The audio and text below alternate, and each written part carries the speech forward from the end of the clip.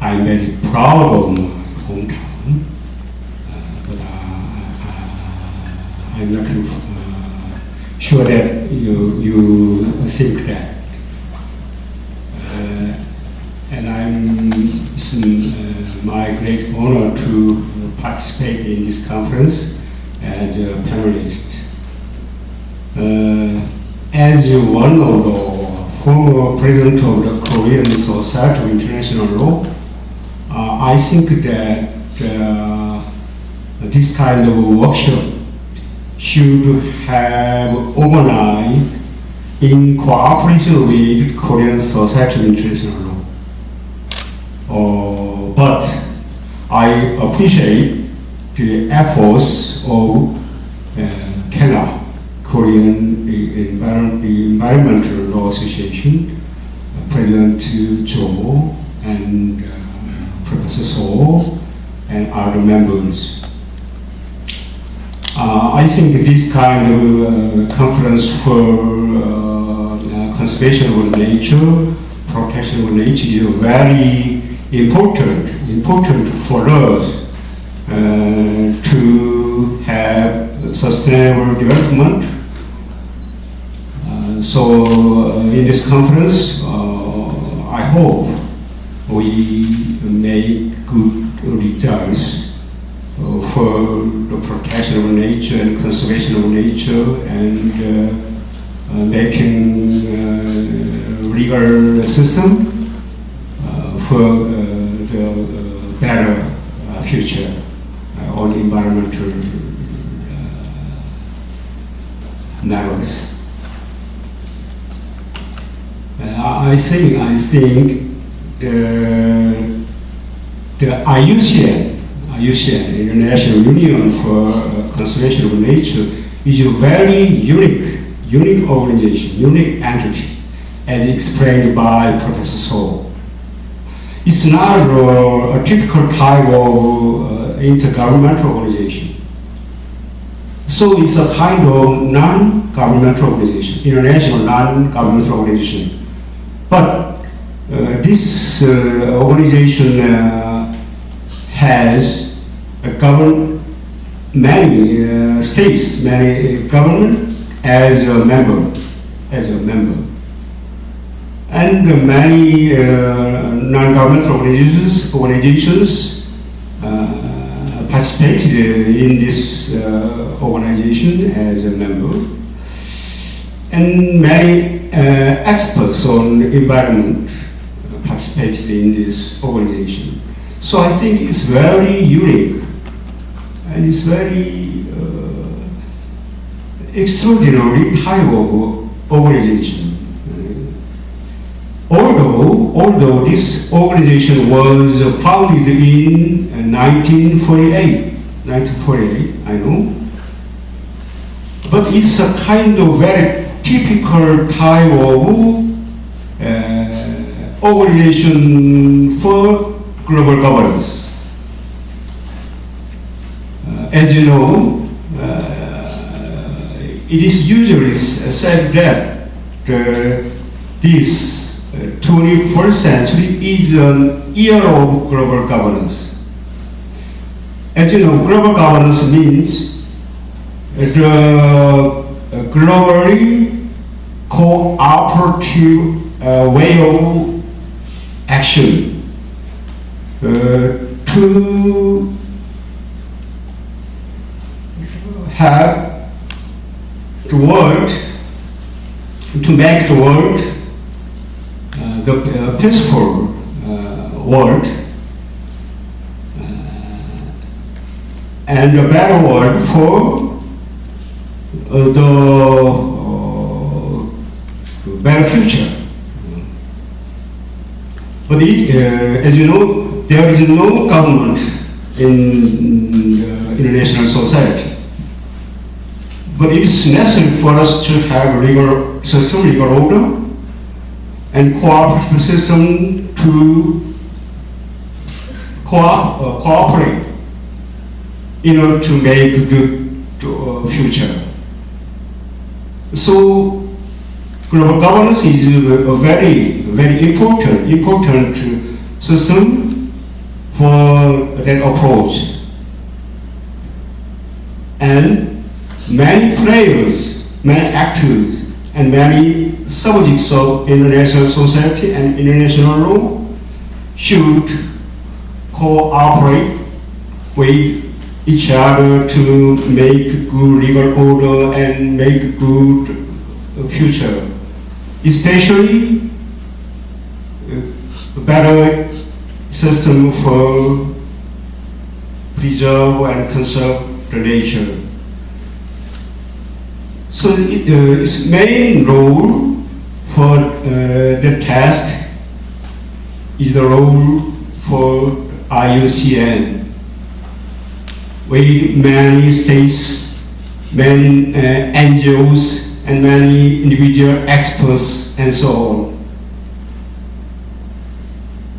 So government representatives and NGO representatives and individuals as you should have the close relationship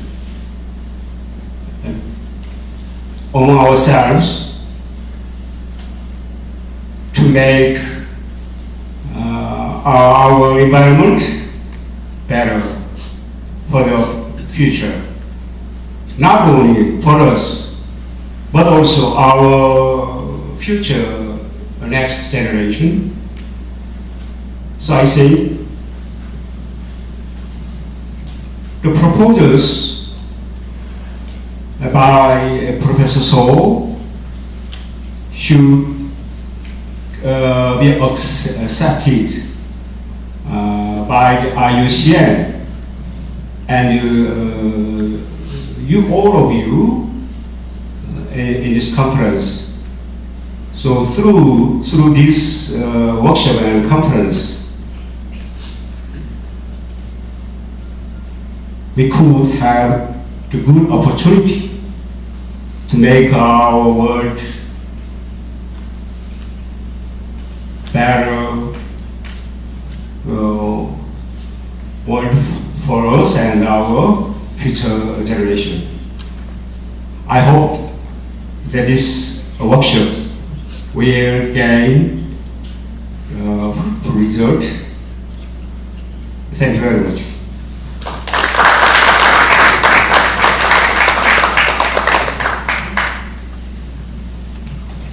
Thank you, Professor Kim. For the purpose of saving the time for the floor, I just want to spend 2 or 3 minutes talking about that. I think that the IUCN would like to keep an eye on the work of the ILC. The ILC means the International Law Commission, because the ILC addresses the topic, the protection of the persons in the event of the disaster. I think that the work of the ILC is the guiding light on some future work of the IUCN. And also that Professor Kim recently said about the role of the NGOs in the environmental law. I cited one very, very famous case addressed by the ICJ, because in 1994 and 1996, the ICJ rendered some the advisory opinion on the legality or the illegality of the nuclear weapons. Actually, the NGOs does not have any standing in before the ICJ, because NGOs is not the state. But this advisory opinion is made by the general support of the NGOs, including the environmental NGOs and something like that.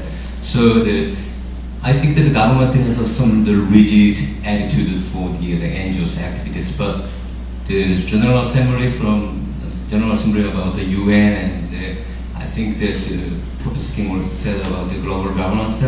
I think that NGOs has a key role in the operating global governance for fortifying the role of the environmental issues or something like that. Thank you.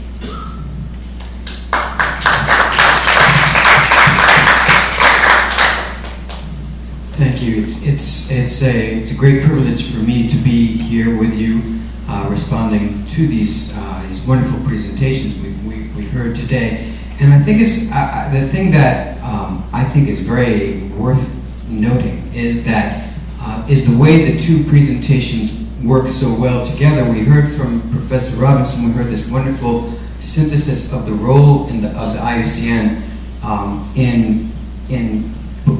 in helping global governance, helping governments all over the world come to terms with the role of individual states and also the role of the global community in addressing environmental problems. And then we heard about the new challenges we face as a global community, both as member states and also as individuals and as a united global community in facing natural disasters. And the thing that I particularly appreciated was the way, the delineation between a natural disaster and a human-made disaster, and the fact that you can divide the two, but actually also noting that the two are now, because we have entered into a new age, what Professor Robinson I think calls the Anthropocene age, where there is now, it's impossible to distinguish between a human-made and a natural disaster. If we have, for example, this excellent example of Hurricane Katrina, which of course is the hurricane itself is a natural disaster, but the fact that the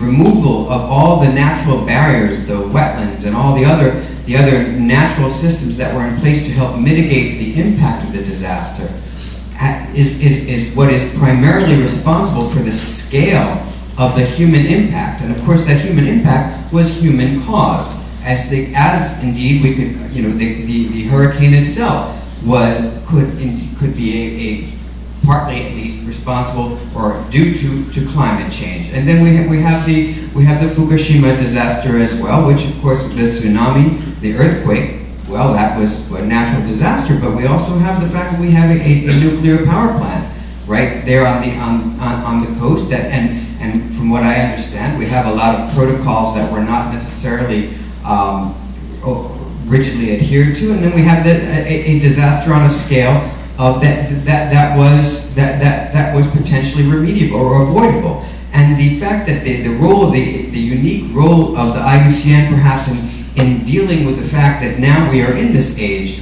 where humans are not just impacted by, but they are also the cause of these natural disasters is, I think, one of the challenges we face as we move forward. And it's really, I think, an exciting time to be a member of this organization as we see this important resolution put forth to address it. Thank you.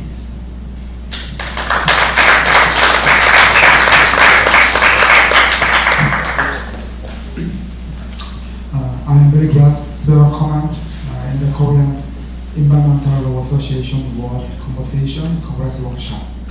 My name is Yoo Do-kong, and I'm working at the National Institute of Environmental Research. And I'm taking charge of the Climate Change Research Division.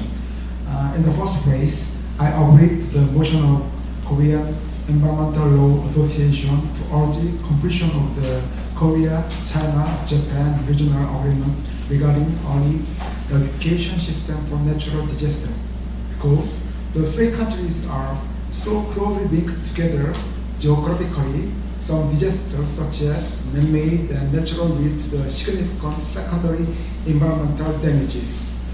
I'm a researcher, so I would like to talk about the two possible natural disasters which are affecting the East Asia countries in my research field. The first disaster is the possibility of the volcanic backed mountains eruption, and the other is the Asian dust. Public concerns are looming over the possible eruption of a volcanic backed mountains located on the border between North Korea and China. Many scientists predict that backed damage could be 10 to 100 times greater than caused by the April 2010 eruption in Iceland. Volcanic ash from backed mountain could cause massive disruption to flight, hinder plant growth, and interfere with the functioning of high-precision devices. The 1 billion tons of water on backed summit could cause a flood in the already impoverished North Korea, caused several thousands to flee.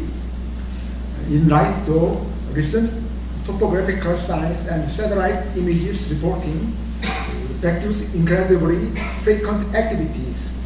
Experts have warned that the mountain's active core may erupt in the near future. Several scientists have set the date as early as 2012 or 2014.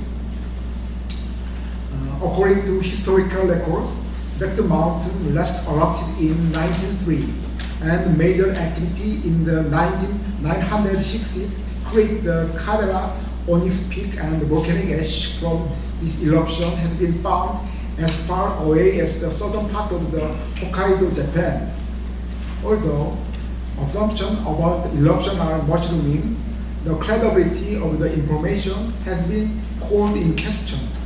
A lack of research data on the volcanic activities of Baekdu Mountain caused by the North Korea's reclusive international border conflict with China and its government no-share policy is adding to the uncertainty. Local media's over-exaggeration of the research result has been framed as well for increasing public fear. Considering that volcanic ash from Iceland covered the European continent, it is probable that the fallout from Baekdu Mountain will affect not only the South and North Korea, but also mainland China, Japan, and adjacent Asian countries. Although South Korea and Japan are voicing concern over the possible eruption of Baekdu Mountain, Chinese academics, following its government's guideline, do not share its resources on Baekdu's volcanic activities with others. We need to build a joint research on Baekdu's volcanic activities comprised of South Korea, North Korea, Japan, and China's experts, and try to make clear investigations into future scenarios and install a new alert system on volcanic activities. And second natural disasters of East Asia is the Asian dust. Asian dust or China dust storm is a seasonal meteorological phenomenon which affects much of East Asia sporadically during the springtime. The dust originates in the deserts of Mongolia, northern China, and Kazakhstan, where high-speed surface wind and intense dust storms kicks up dense clouds of fine, dry soil particles. These clouds are then carried eastward by prevailing wind and pass over China, North and South Korea, and Japan, as well as part of Russian Far East. Sometimes the airborne particles are carried much further in significant concentrations, which affect air quality as far east as the United States. Areas affected by the dust experience decreased visibility, and the dust is known to cause a variety of health problems, not limited to sore throat and asthma in otherwise healthy people. Often people are advised to avoid or minimize outdoor activities depending on severity of storms. For those already with asthma or respiratory infection, it can be fatal. The dust has been shown to increase the daily mortality rate in one affected region by 1.7%. The sandstorms have been increasingly in frequency and toxicity over the years because of China's rapid economic growth. The dust picks up heavy metals and carcinogens such as dioxin as it passes over Chinese industry region before hitting North and South Korea and Japan. According to Korea Environmental Institute, the dust kills up to 165 South Koreans a year, and annual economic damage to South Korea is estimated at up to $5.82 billion. Asian Dust is a transboundary environmental program. In order to implement effective research and measures, cooperation among relevant countries, fostering the generation of Asian dust promptly, and understanding of the movement and development of the process require maintenance of the observation network, which has been conducted in the large range from the northeast part of China to Korea and Japan. Thank you for listening.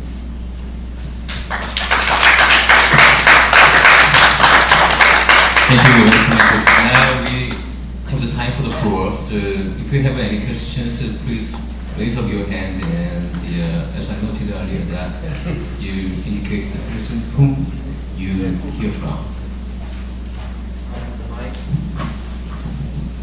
Oh, sorry about that. With the hand. I'll bring the mic to you. Okay, I'll stay on. Professor Rob Fowler from Australia, and Chair of the IUCN Academy of Environmental Law. Can I first of all congratulate the organisers of the meeting today on a wonderful program, and thank you for that fascinating insight into the history of IUCN, which is also to some extent news to me.